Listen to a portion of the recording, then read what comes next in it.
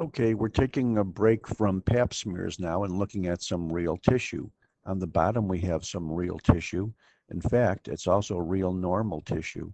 You can see that there is a nice strip of squamous epithelium in the ectocervix, in which you have good maturation from the basal layer to the thin superficial squamous layer. Also notice there's a fairly abrupt transition right here before you start getting into the columnar epithelium. Also note there's scattering of inflammatory cells.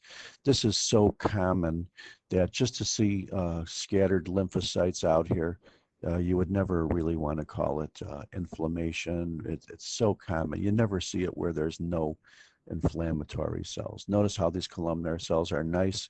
Notice that there seems to be a nice line of demarcation here from the squamous side to the columnar side.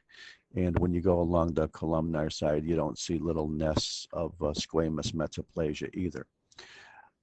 Let's look at the upper lesion because we have a problem here, Houston.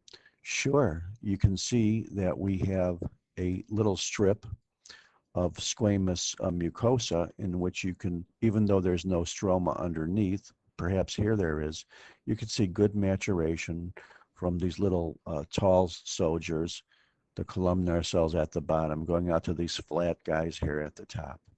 Notice also, however, that within the stroma, you have nests of cells completely surrounded by stroma.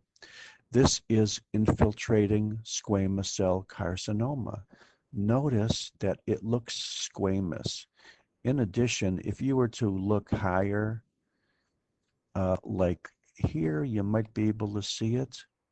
You could see that these are absolutely squamous cells because you could see in these little slit-like spaces like here and here and here, you can see these little ladders or intracellular bridges.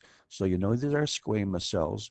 You know they don't look terribly bizarre by way of pleomorphism, but you know that they're completely infiltrated by fibrous tissue. So this is not squamous metaplasia. This is infiltrating squamous cell carcinoma. And this is a cervix biopsy. Thank you very much.